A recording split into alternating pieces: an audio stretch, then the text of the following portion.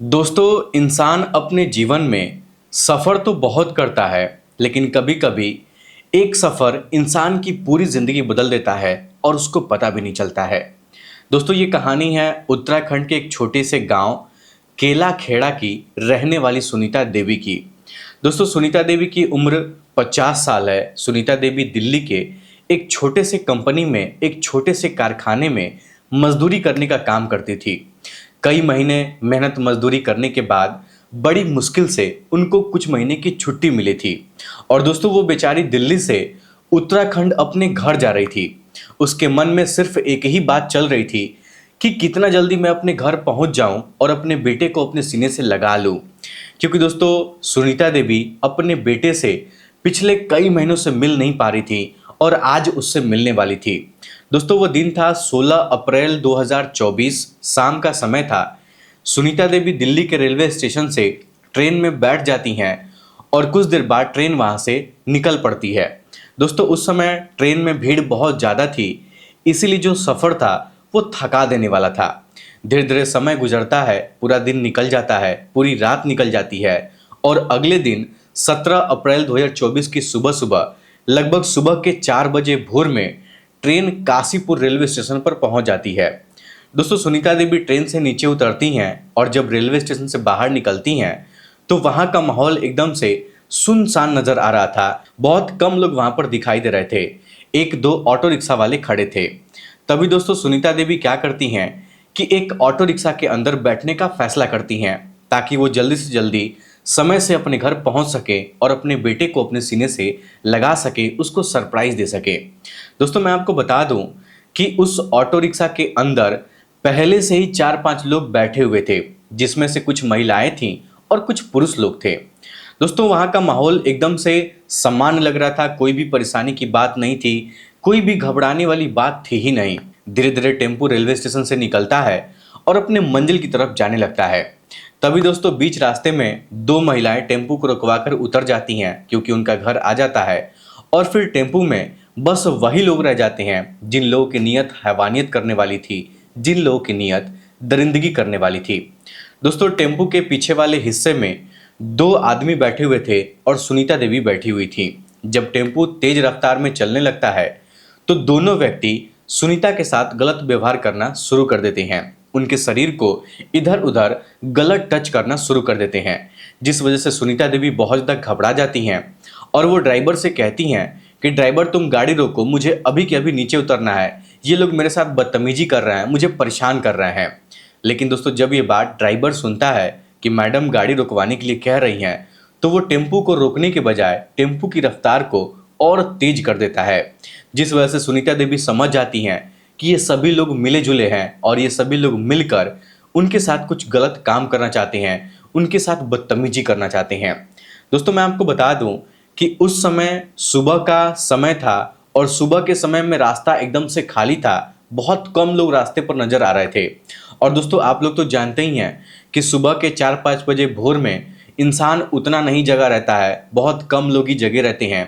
जो लोग morning walk करते हैं, रोड पर अपना घूमते फिरते हैं, सुबह का एक्सरसाइज वगैरह करते हैं, वही लोग दिखाई देते हैं और वो भी बहुत कम ही लोग दिखाई देते हैं। दोस्तों, सुनीता देवी इधर उधर रास्ते में लोगों को देखकर अपने आप को बचाने की कोशिश करती हैं, मदद मांगने की कोशिश करती हैं, चिल्लाने की कोशिश करती हैं, तो वो सभी दरिंदे सुनीता देवी का मुंह अपने हाथों से दबा देते हैं और टेम्पू के चारों तरफ पर्दा लगा हुआ था, वो पर्दा नीचे गिरा देते हैं और फिर सुनीता देवी जोर जोर से चिल्लाने की कोशिश करती हैं, अपने आप को बचाने की कोशिश करती हैं।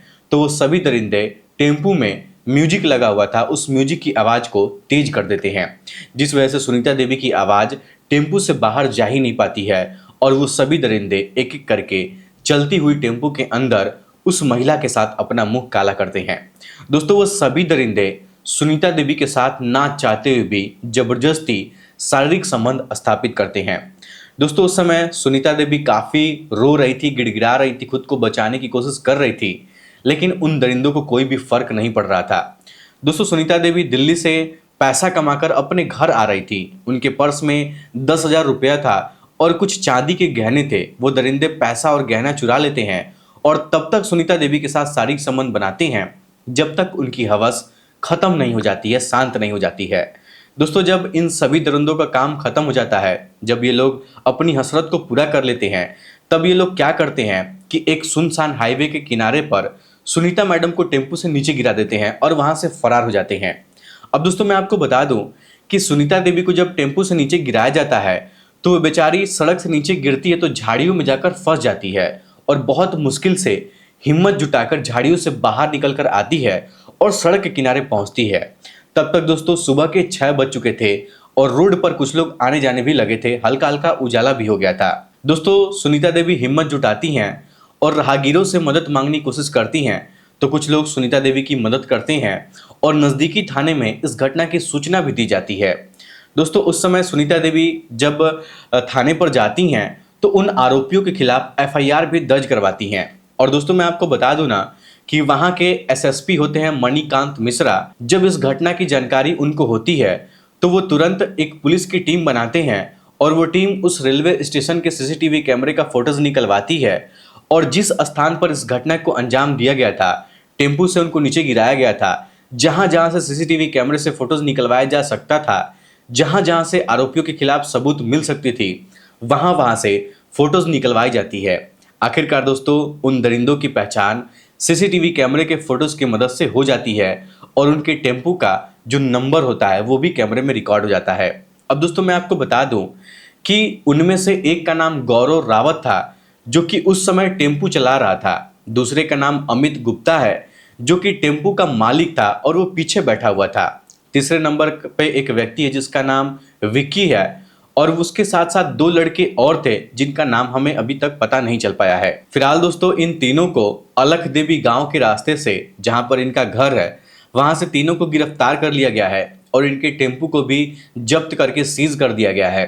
और दोस्तों मैं आपको बता दूं ना कि जब टेम्पू को जब्त किया गया था, जब टेम्पू की छानबीन की गई थी तो टेम्पू के अंदर से सुनीता देवी के कुछ कागजात मिले थे, रेलवे का टिकट मिला था, उनका आधार कार्ड उसी टेम्पू में गिरा हुआ था और उनका पर्स भी उसी में छूटा हुआ था, जिसमें से सारे पैसे तो गायब थे लेकिन 840 रुपया उनके बैग में पड़ा हुआ था।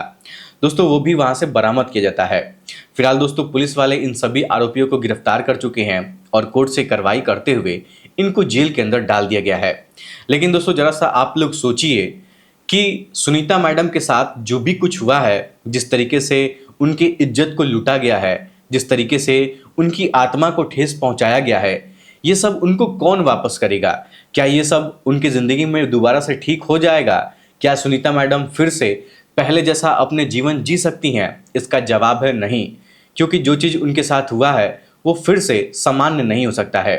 दोस्तों एक माँ जो अपने बेटे से मिलने के लिए कई महीने बाद पैसे कमाकर दिल्ली से अपने घर जा रही थी, लेकिन घर जाते वक्त रास्ते में उसकी पूरी दुनिया ही उजड़ जाती है। दोस्तों वो दरिंदे उनका मान सम्मान, इज्जत, उनका भरोसा सब कुछ छीन लेते हैं। और दोस्तों मैं आप लोगों से हाथ जोड़कर विनती करना चाहूँगा कि अगर रास्ते में चलते हुए अगर आप लोग को कोई भी लड़की, कोई भी महिला दिखाई देती है, अगर उस महिला के साथ, उस लड़की के साथ कोई गलत व्यवहार करता हुआ दिखाई देता है तो आप लोग वहां पर चुप मत रहिए, उनका विरोध जरूर करिए। अगर आप लोग विरोध नहीं कर सकते हैं, आप लोग डरते हैं, तो आप लोग 112 नंबर पर डायल करके तुरंत इस घटना की सूचना जो है वो पुलिस वालों को जरूर दीजिएगा। शायद हो सकता है कि उस महिला के साथ एक बहुत बड़ा हादसा होने से बच जाए या फिर उसकी ज़िंदगी संवर जाए बर्बाद होने से पहले। दोस्तों आज के ज़माने में हम सभी भाइयों को, सभी बहनों को, सभी माताओं को इस ज़माने में सतर्क रहने की ज़रूरत है, सतर्क रहना चाहिए। क्योंकि दोस्तों ज़िंदगी के किसी भी मोड़ पर कौन इंसान दरिंदा बनकर मिल जाएगा ये बात ना तो मुझे पता है और ना ही आपको पता होगी। इसलिए दोस्तों आप लोगों से हाथ जोड़कर विनती करता हूँ कि आप लोग 24 घंटे सतर्क रहिए, अपने परिवार की रक्षा करिए और अपने आसपास के माहौल को सुरक्षित बनाकर रखिए। और ये जिम्मेदारी सिर्फ पुलिस वालों की नहीं है, बल्कि ये जिम्मेदारी हम लोगों को भी है। चलिए दोस्तों फिलहाल आज के इस वीडियो में इतना ही। वीडियो पसंद आया तो वीडियो को लाइक, चैनल सब्सक्राइब जरूर करिएगा। और इस घटना के बारे में आप लोग क्या कहना चाहेंगे, इन आरोपियों के बारे में आप लोग क्या कहना चाहेंगे, अपना जवाब हमें कमेंट बॉक्स में जरूर बताइएगा। फिलहाल आज के इस वीडियो में इतना ही। वीडियो पसंद आया तो वीडियो को लाइक, चैनल सब्सक्राइब जरूर करिएगा। आप सभी लोग का बहुत बहुत धन्यवाद।